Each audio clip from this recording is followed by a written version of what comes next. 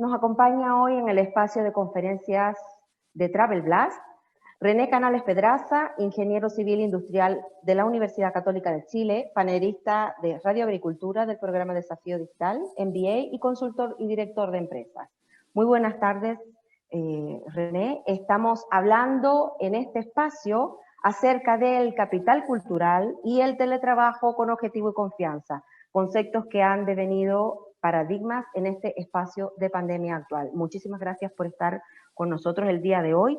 Y antes de que comencemos a hablar, yo quisiera plantear en la mesa la primera pregunta. ¿Qué entendemos hoy como capital cultural? Bueno, primero, gracias por la invitación. Siempre es muy agradable estar ligado a estas iniciativas que de alguna manera están poniendo temas modernos o analizando la contingencia, sobre todo en un momento como este. Así que gracias por la invitación y espero tener una conversación muy coloquial al respecto en los temas que has mencionado. Un poco para situar a nuestros auditores con respecto a esta charla o conversación, la idea es definir en una charla breve, ¿no es cierto?, una conversación coloquial respecto a los temas que está planteando, a definir un espacio, quedarnos con la idea de los conceptos que vamos a vertir en esta conversación. No vamos a entrar en grandes materias, sino la idea es rescatar 3, 4, 5, 10 puntos a lo más, que son los que nos deben hacer reflexionar para cómo enfrentar los desafíos que nos encontramos y los que vienen. Y a través de preguntas y respuestas poder establecer, ¿no es cierto?, un diálogo ameno y directo. Con respecto a lo que tú me preguntabas, con respecto al capital cultural, vamos a separar esta conversación en dos partes, ¿no es cierto?, capital cultural y teletrabajo, que si bien parecen dos cosas muy distintas, tienen sí hay un tema que las puede unir con respecto a la audiencia que hoy día está convocada en este evento.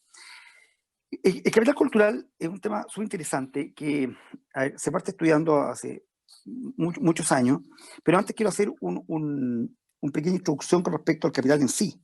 Nosotros estamos en un continente que últimamente, y sabemos, ha estado golpeado por un enfoque social respecto a reclamar ciertas reivindicaciones, porque de alguna manera nuestro país, y no es el único, siempre se ha hablado de la desigualdad, la concentración de la riqueza, y eso estamos acostumbrados a concentrarlo y a escucharlo como el concepto de la administración del capital, que en el fondo es un capital económico. Y siempre se habla de capital económico. Y las sociedades, en la medida que van progresando, el capital económico, de alguna manera la gente va mejorando el ingreso per cápita. Recordemos que estamos en un continente donde la concentración, el 1% de la población posee elevadas cantidades del ingreso, como en el caso de Chile, por ejemplo, el 30% de la riqueza está concentrada en el 1%. Y a nivel mundial, fíjate, las cifras son bastante alarmantes también. El 1% más rico del mundo concentra el 50% o más de la riqueza. Por tanto, ¿qué está pasando con el concepto del capital y con respecto a la diferenciación de las personas?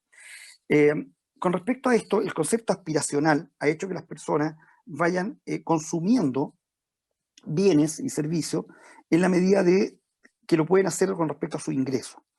Pero llega un momento en el cual la diferenciación ya no está en el producto o en el valor, porque en la medida que la gente tiene el dinero para consumir eso, ya no hay una diferenciación, todos lo pueden tener. Y eso basado en los grandes hitos, por ejemplo, el concepto de lujo.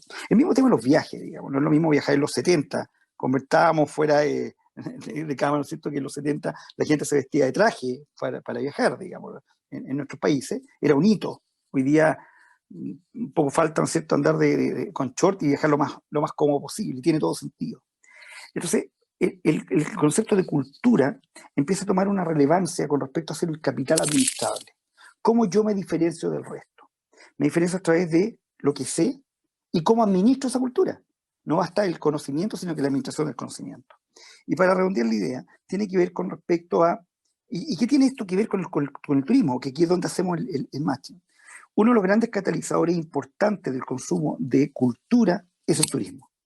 Yo puedo adquirir conocimiento. Mi gran elemento diferenciador en el futuro va a ser mi lenguaje, va a ser lo que yo sé y cómo administro lo que yo sé. En base a esa cultura y ser reconocido, porque está lo que es el capital simbólico, que es el reconocimiento que se le da a la persona, la admiración que se tiene sobre alguien que domina un tema. Y en base a ese capital simbólico y el capital cultural se construye un nuevo hito de consumo, que es el conocimiento. Y ese conocimiento lo estábamos, ¿cierto?, haciendo el matching con el turismo. Por supuesto que el turismo juega un rol fundamental en, en este consumo cultural. Y ahí es donde hoy día pasamos a mezclar el concepto del viaje del ocio o del disfrute por un concepto diferenciado que tiene que ver con el conocimiento y la cultura. Y no se trata de ir a la muralla china o no se trata de ir a las pirámides y adquirir una información temática respecto a una historia, que también es parte de este conocimiento, sino que se circunscribe a intercambiar, al vivir y al compartir con una nueva cultura. Cuando uno viaja desde el momento que se embarca en un país, desde los silogismos, desde un poco desde el alfabeto del otro, desde el idioma, hasta las costumbres, empieza un aprendizaje diario. Y hoy día con la globalización a través de las redes sociales uno puede perdurar. Yo puedo chatear o tener Twitter y estar comunicado con gente de todo el mundo, y eso hace que ese capital cultural tiene un valor aún mayor, porque no solamente me permite diferenciarme, sino que me permite además enriquecerlo en el tiempo. Y creo que aquí el gran punto es que el turismo es el gran generador, es el generador cultural más importante. Genera la posibilidad de vivir, tener experiencias vivenciales, transportadas a la memoria, ¿no es cierto?, a través de los recuerdos. Y finalmente, el viajar y el absorber y consumir cultura en todos sus ámbitos, vivencialmente, es el mejor agente para poder incrementar el capital cultural. Entonces, finalmente nos referimos al capital cultural, que es adquirir conocimiento a través de viajar. Así de sencillo. Respecto al viaje y a ese capital que se comienza a generar a través del turismo como industria, entonces estaríamos hablando de un valor adquirido que se comienza a generar a través de esa experiencia que adquiere el viajero o el turista o la persona que digamos, desarrolla dentro del ámbito turístico. ¿Qué elemento disruptor sería el tema de, por ejemplo, el teletrabajo para este capital cultural al cual estamos apelando, que se adquiere a través de la herramienta? Porque ahí hay como una especie de disyuntiva entre lo virtual, entre lo real, entre la vivencia, la experiencia, lo que tú puedes palpar, tocar, ir, ver, conocer, o lo que a través de los medios, y eso es otro tema que vamos a profundizar en un segundo espacio, pero para centrarnos más acerca de lo que pudiera ser el teletrabajo dentro de la industria. ¿Cómo pudiera ser ese teletrabajo un elemento disruptor dentro de esa experiencia que se genera para ese capital o para ese valor adquirido? ¿Se considera como elemento disruptor? ¿O qué valores tiene esta nueva manera de hacer dentro de la industria para usted? Bueno, se han mezclado dos conceptos que definitivamente quizás tenían un objetivo de poder tener esta conversación en dos ámbitos que puedan interesarle a nuestra audiencia. Sin embargo, claro, tú estás haciendo un matching. El teletrabajo, a ver, es bien interesante definir primero qué es teletrabajo, diferenciarlo del trabajo a distancia. Porque hoy día la gente se empezó a comunicar a través de la pandemia, ¿no es cierto?, por estas plataformas de videoconferencia, y bastaba eso para la gente decir estoy haciendo teletrabajo, ¿no? Y creo que es súper interesante, sobre todo le va a interesar a nuestra audiencia establecer cuáles son las bases y los vínculos primarios con respecto a la pirámide positiva, con respecto finalmente a sacar provecho de una nueva forma de trabajar. O sea, primero enfocar que esto es un cambio cultural. Después déjame hacer esta introducción respecto al teletrabajo y después vamos a unirlo con lo que me habías comentado con respecto al capital cultural. Por cierto, todo es parte del desarrollo humano, por lo tanto siempre uno puede tomar una punta y unirla con otra. Pero aquí lo relevante con respecto al teletrabajo es que se produce una diferencia. Cambiamos fundamentalmente lo siguiente. Fíjate que yo diría que esta conversación, haberla tenido hace un par de años atrás o un año atrás, habría sido extraña. La pandemia obviamente fue un acelerador, un catalizador con respecto a un concepto que los países desarrollados ya habían implementado hace mucho tiempo. Si la diferencia está en que los países en vías de desarrollo nos incorporamos rápidamente, por la ventana, entramos a un consumo eficiente. Y aquí esta conversación es muy interesante y muy atractiva además, porque hay un tema cultural. y nuestra cultura latina nos pone en una diferencia importante con el mundo anglosajón. Y paso a detallar. Nosotros siempre hemos dicho, tú tienes que haber escuchado, y nuestros auditores también, con respecto a la gente que ve esta conferencia, le va a hacer sentido cuando la gente dice, yo voy al trabajo, o le hace una pregunta, no, es que ya me fui del trabajo, considerando el trabajo como algo donde uno va. Y el trabajo hoy día pasa a ser algo que se tiene que hacer, no es algo donde uno va, no es un lugar. El trabajo no es un lugar. Antiguamente era el lugar donde se desempeñaba una función, una tarea. Entonces, aquí viene el primer cambio. El trabajo no es algo que uno donde va, ni dónde está, ni desde dónde se fue. El trabajo es algo que uno tiene que hacer. Entonces, primer punto, yo tengo que hacer. Y eso cambia la función y las tareas. En el trabajo anterior tú le dabas tareas a la gente, o la gente asumía responsabilidades con respecto a una tarea en base a una función. Todavía hablamos incluso de descripciones de cargo, ya que es súper interesante, porque es como tú entras a un trabajo y estas tus labores, y esto es lo que tienes que hacer. Es una estructura muy lineal y muy arcaica, definitivamente muy arcaica. Y eso hacía que finalmente trabajáramos por horario. O sea, había un horario de entrada al trabajo y un horario de salida del trabajo. Yo le pregunto a una mamá, ¿tiene un horario de entrada para ser mamá y una salida para ser mamá? O sea, la mamá es mamá 24 horas al día. Uno cuando trabaja, una cosa es el tiempo que le dedico a mi función, que alguien espera de mí, pero si se me ocurre una buena idea estando fuera de mi horario, ¿esa idea acaso no tiene, no tiene sentido? Por supuesto que lo tiene. Y lo más probable es que las buenas ideas vienen cuando uno no está necesariamente en la oficina. Entonces, se cambia el concepto de trabajo por objetivo, ¿cierto? La función, la tarea puntual, por trabajar por objetivos. Las empresas tienen que definir objetivos a los empleados y a los equipos de trabajo. Ya no es al empleado puntual o al gerente tal, es al equipo tal. Porque ese equipo va a tener que trabajar en forma colaborativa. Siempre se ha hablado, yo vengo escuchando hace muchos años el concepto del trabajo colaborativo. Sin embargo, cuando entrevistan gente para contratar, se contratan de a uno. No hay entrevistas grupales. El trabajo en equipo, el trabajo colaborativo, empieza a tener un concepto. Lo que pasa es que la diferencia está que antes se le llamaba trabajo colaborativo a una serie de tareas que varias personas tenían que hacer. Llevándolo a un plano, a un ejemplo, es el ajedrez. El que es caballo, el que es peón, el que es rey, el que alfil es alfil. No importa en el cuadro que esté, tiene una función. No puede mover diferente porque durante toda la partida es una torre. ¿Ok? Eso es un trabajo en equipo, pero cada uno tiene una función. Y así funcionan los equipos de fútbol, funciona. ¿Okay? El trabajo colaborativo también lleva esta cosa de mezclar las responsabilidades, en base a que yo soy parte de tu gestión. Tú no vas a hacer bien tu gestión si yo no hago la mía bien, porque somos parte de un objetivo, no de una tarea. Y ese objetivo tiene que estar muy bien planteado. Entonces pasamos de la tarea y de la función al objetivo. Luego al cumplimiento de una tarea. Antiguamente era una tarea determinada y es el cumplimiento de un objetivo. No es que yo terminé mi objetivo, sino que lo cumplí. Antes yo terminaba una tarea. Se me asignaba pintar una pared, terminábamos de pintar la pared estaba de color azul y se terminaba la tarea. Hoy día el objetivo es pintar las paredes porque hay un fondo que es que esto se vea mejor y que esté en buen estado, por ejemplo. Entonces, hay una cosa más allá. Y finalmente, aquí en donde viene, y tú lo mencionaste al comienzo, entra un capítulo que es donde estaba toda la duda con respecto al mundo un poco nuestro, cuando hablo del mundo nuestro, hablo del mundo latino, que tiene que ver con la confianza.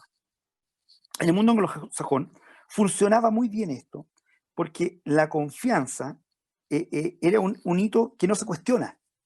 Cuando la persona decía, yo voy a tal lugar o estoy en tal parte, es porque la persona estaba en tal lugar y hacía tal cosa.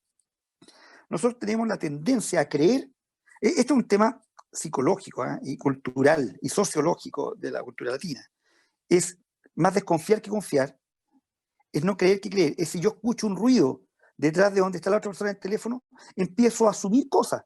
Digo, él no está donde me dijo que estaba porque escuché la voz de un niño. Entonces él está en su casa, no está en la oficina. Entonces tendemos a extrapolar nuestros pensamientos con respecto a desenmascarar una realidad que queremos ver y no la que es. Y eso nos lleva a ser un poco negativos y pesimistas con respecto al resultado del teletrabajo, porque creíamos que el concepto de la confianza era el que se iba de alguna manera a aprovechar y se iba a tergiversar. Y pasó algo muy curioso y muy interesante. Los estudios señalan que el teletrabajo sí ha dado resultados, y en mejor forma de lo que se pensaba. Y donde la gente ponía la falta de confianza que iba a ser el gran quiebre para que esto funcionara, porque convengamos que cuando trabajamos por objetivo y no hablamos en 4 días, porque así funciona esto, al quinto día que tú te comprometiste en algo, ese algo está cumplido. Entonces, el teletrabajo funciona en base a la confianza. Yo confío en que tú, o que la persona que sea, o que yo le doy la confianza al otro que lo voy a hacer. Y no necesito el control diario, sino que una supervisión remota para poder, sí, voy encaminado. Necesita alguna ayuda, pero no los 3 llamados diarios, ni las 3 conferencias de Zoom en la mañana y al cierre, todos los días con 50 personas, con equipos de trabajo. Y ese tema de la confianza es que es un hito que no se ha trabajado en la gerencia hoy en Chile, en la supervisión. ¿Eh? Y eso es muy complejo. Entonces, ¿qué pasó finalmente? ¿Cuál fue el resultado? ¿Por qué funcionó algo que se pensaba que podía no funcionar? Porque la gente vio en el teletrabajo una ganancia. Estar en su casa, poder estar conectado con su familia, poder hacer algunas cosas que antes no podía hacer, estar enterado de cosas que no estaba enterado. Porque poder almorzar en la casa, ver las noticias, por ejemplo, no tener que llegar en la noche cansado a verlas, enterarse de lo que pasa, empezó a tener un valor. Esa vida de forma independiente, empezó a tener un valor. ¿Y qué dice la encuesta? Que la gente dijo, yo no quiero perder este privilegio, entonces estoy dispuesto a trabajar y a hacer las cosas bien para no perderlo. Porque ¿qué pasa en las empresas que trabajan de teletrabajo? Si no funciona, van a volver al sistema anterior. Entonces, para poder sostener que tampoco es un privilegio, pero la gente lo vio como una ventaja competitiva personal. En este ámbito yo puedo rendir. ¿Y qué pasó?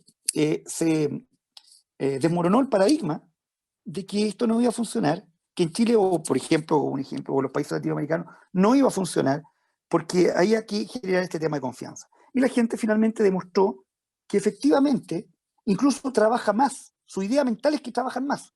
Y no es que trabajen más en hora efectiva, están más tiempo que las 8 horas que mejor un contrato dice, conectados a esta idea, al comentario, pero con este beneficio de estar mirando a sus familias, a sus hijos, conectados con su entorno. Y eso hizo que la gente, de alguna manera, protegiera este espacio.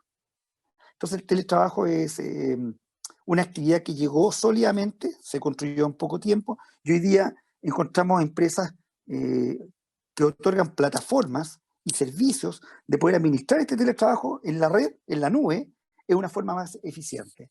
Por lo tanto, sin duda, el teletrabajo es una actividad que en la medida que se va a ir puliendo y se va a ir desarrollando, mira, vamos a llegar hasta el punto que hoy día cuando tú entrevistas gente para reclutar gente en tu equipo de trabajo, hay hitos que no se preguntaban. Se preguntan sobre las competencias profesionales, ciertas competencias personales y sobre el pasado de la persona, pero no sobre la autonomía, sobre los grados de confianza, sobre lo que hemos hablado, sobre la individualidad y la forma de trabajar en equipo también.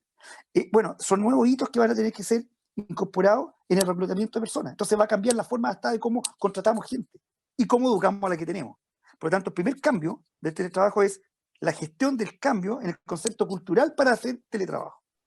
Ahí iba a preguntarle, o sea, viene siendo un detonante para que la cultura acerca de lo que se entiende como labores, trabajos, acciones que están dentro del campo profesional y que transversalizan también, obviamente, la vida de la persona,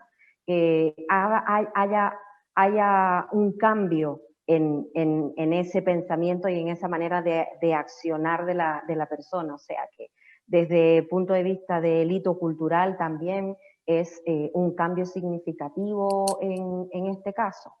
Volviendo a la zona de los viajes, hablamos de capital cultural que se genera a través de los viajes y haciendo el match con este teletrabajo. Digamos que el agente de viaje, yo dentro de mi día a día me relaciono mucho directamente con el agente de viaje. El agente de viaje es una persona muy autónoma. Entonces, este concepto de teletrabajo yo creo que puede acoplarse muy bien con lo que se comprende como agente de viaje y sobre todo por esa vivencia y esa curiosidad que tiene el agente de viaje por descubrir en todo minuto. Entonces, yo creo que ahí hay como un espacio que se le puede brindar, aunque la condición en este momento por la pandemia puede ser un poco compleja, que eso es un tema que podemos discutir en otro minuto, enlazando teletrabajo con el tema de capital cultural. Yo creo que a la gente de viaje se le puede hacer, digamos que, factible esta especie de teletrabajo y de mantener esta figura de teletrabajo. Yo creo que acá hay un campo que se puede desarrollar ampliamente desde el turismo y desde la industria turística. ¿Qué cree usted al respecto? Mira, es interesante, hay un tema, para esta industria particularmente, el teletrabajo tiene una ventaja competitiva con respecto a otras áreas, porque el teletrabajo está mirado, si tú te fijas, en una relación interna entre lo que llamamos cliente interno. Las jefaturas, los empleados de la compañía o de la empresa, es la relación interna. Es una forma de trabajar. Pero el turismo se relaciona con las personas. O sea, el cliente el viajero, por así decir, requiere una relación permanente por un problema, que una maleta se perdió, porque hay un cambio de hotel, un cambio de itinerario. Y esa relación hoy día se lleva al ámbito tecnológico. Hoy día, esta industria, particularmente esta industria, que requiere de la humanización fuerte con respecto a la relación, y eso lo vamos a hablar en otra de las conversaciones que tendremos durante esta jornada, requiere una cierta parte fuerte de humanización. Y hoy día la idea es usar la tecnología para acercar esa humanización. No basta, ahora ya no puede un llamado telefónico y con un teléfono celular la persona puede estar tal como estamos hoy día por una plataforma de videoconferencia relacionada, puede estar un viajero en el viejo continente comunicado con su agente de viaje o su agencia por un problema comunicado cara a cara en el fondo. Las posibilidades son infinitas. Yo creo que hoy día, en el ámbito del mundo del turismo, yo creo que el teletrabajo tiene una dualidad relevante, que es el trabajo interno, llamemos con el cliente interno, pero también la posibilidad de llevar este trabajo hacia el cliente y relacionarte con el cliente. Diferente en nuestra industria. Yo no me imagino estar comprando, uno compra online un producto a una multitienda, pero uno no es parte de la relación diaria con esa tienda. Uno compra por un portal y se olvida, digamos, hasta que el producto te llega o hasta que no te llega y viene un reclamo. Pero esa humanización no existe puntualmente. Por tanto, no hay lealtad, porque la fidelidad de consumo se genera a través de los afectos humanos, digamos. Y yo creo que hoy día, y llamémosle más que teletrabajo, hablemos de una cercanía usando herramientas tecnológicas. La tecnología me permite hoy día acercarme a los clientes como nunca antes. Y eso no hay que perderlo de vista. Y ahí hay que generar un cambio cultural, efectivamente.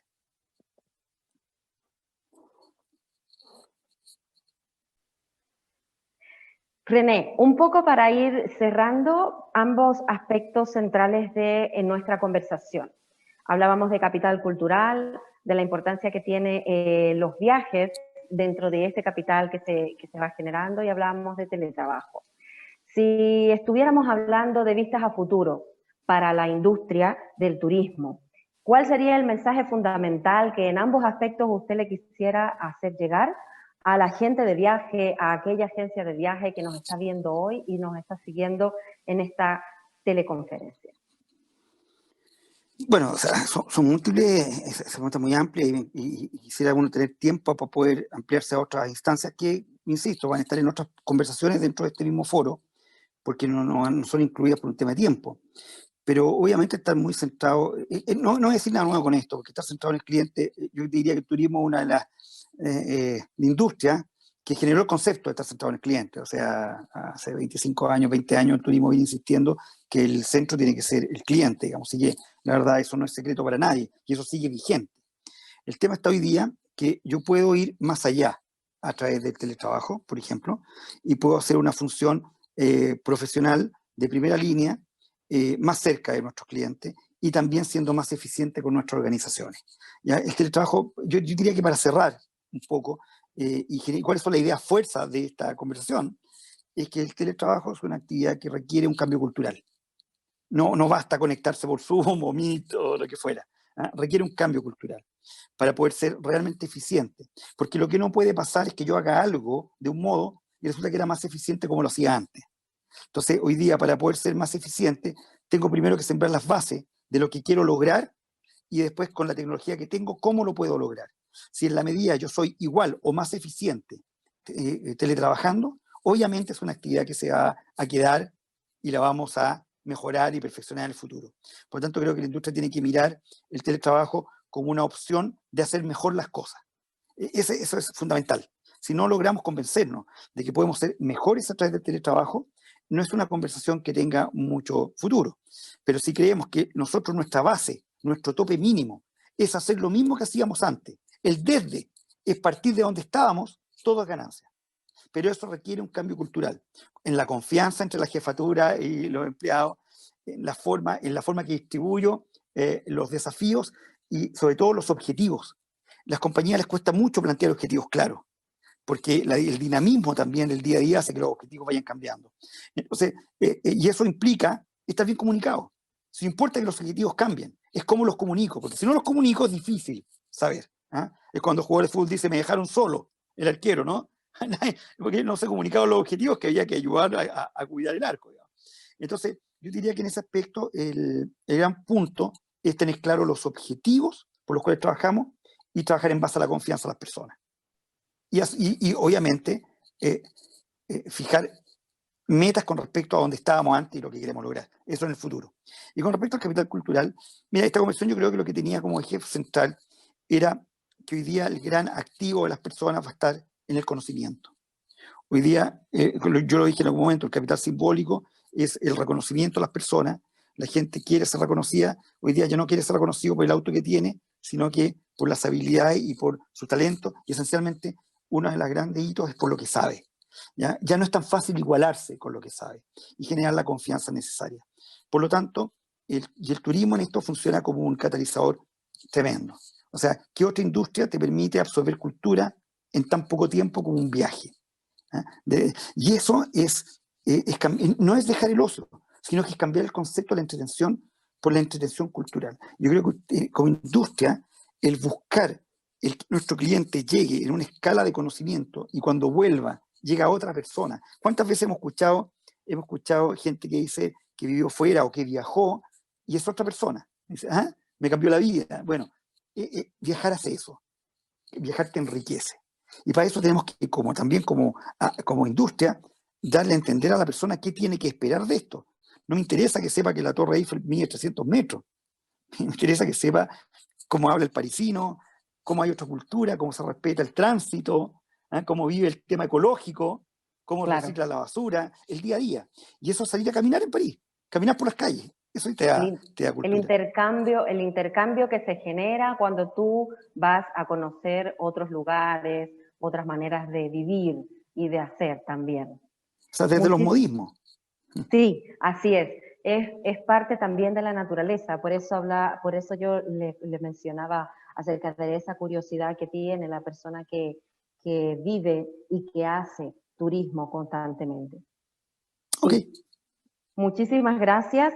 Hemos estado conversando con René Canales Pedraza, ingeniero civil industrial de la Universidad Católica de Chile. Muchísimas gracias por estar. Vamos a tener un segundo espacio de conversación. Espérenos más adelante, por favor, conectados en la plataforma de Travel Blast.